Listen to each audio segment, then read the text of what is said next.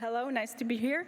As I think already all of us know, the fertility, especially the intention, is often evaluated only based on live births. And we are actually missing the information on other, we call them now interfering reproductive events, such as stillbirth, miscarriages, induced abortions, or RT treatments. So our aim is to see how the number and type of interfering reproductive events affect the spacing between the first and second live births. We choose this topic since there is still prevailing two-child norm in Czech Republic. It's already known that with increasing age at first birth, there are two possible scenarios of reproduction. The first scenario is acceleration of second childbirth, known as a time squeeze effect or catch-up effect, and the second scenario is abandonment of second childbirth, known as a postponement effect. The additional question which we ask is if interfering reproductive event is related to one of these scenarios. So let's go to the data. We have a data from Czech National Health Information System for selected cohorts of women born between 1976 and 1991. And we, for these women, have an information about live birth, stillbirth, miscarriages, induced abortion, and RT treatments, which happened between calendar year 1994 to 2022. In case of RT treatment, I just want to point out that only the events that targeted in a pregnancy directly are included into the analysis. We use Cox proportional hazard model as a dependent variable. There is time elapsed from the first live birth. In case that the second live birth doesn't happen until the end of 2022, it's considered as a censored. As an independent variable in both models, there is age at first childbirth, women's year of birth, so the cohort, and the interfering events. In first model, it's a number of interfering events before first childbirth and after the first childbirth, so between first and second.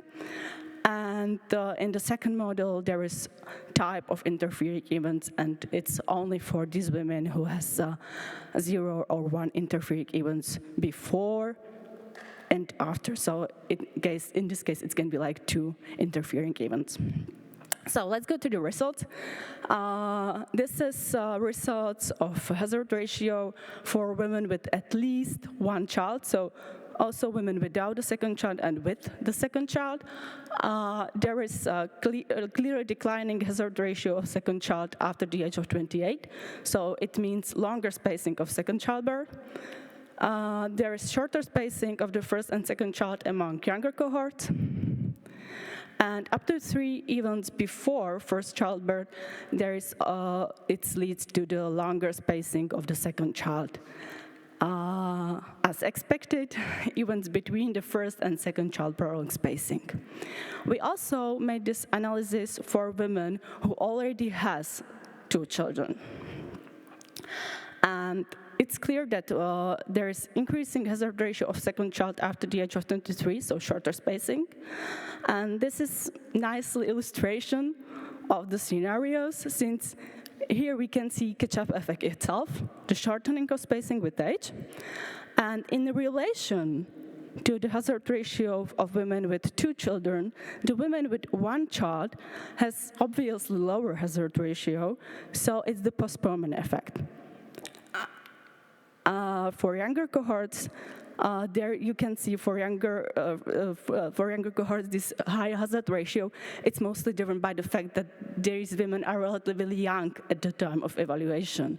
So only those who really transfer quickly to second child are there. So it's for sure be later lower. Even before, interfering events before first childbirth shorten the spacing, and as we can see, even between the first and second child prolong the spacing. But this is important that these women who has a first child, or at least 1 child, has still time to reach the same hazard ratio as these with 2 women. So there is no postponement effect in this case. Yeah. The second model, there is similar trend for age and cohort as for all women with up to 7 interfering events, so we can focus only on the role of interfering events itself. I just zoom in, and not surprisingly, any interfering event between lowers the hazard ratio of the second child, so it's prolonged spacing. In case of that women experience induced abortion, also before or after the first childbirth, it leads to the postponement effect. Women who experience ART treatments before first childbirth has a catch-up effect. But in relation to them, the women with at least 1 child has a lower hazard ratio, so it means there is the postponement effect. And the last what I want to point out is higher hazard ratio of a second childbirth for women with miscarriages before, so they have catch-up effect here. And thank you for your attention, and any suggestion, comments are welcome also later, since this is really work in progress.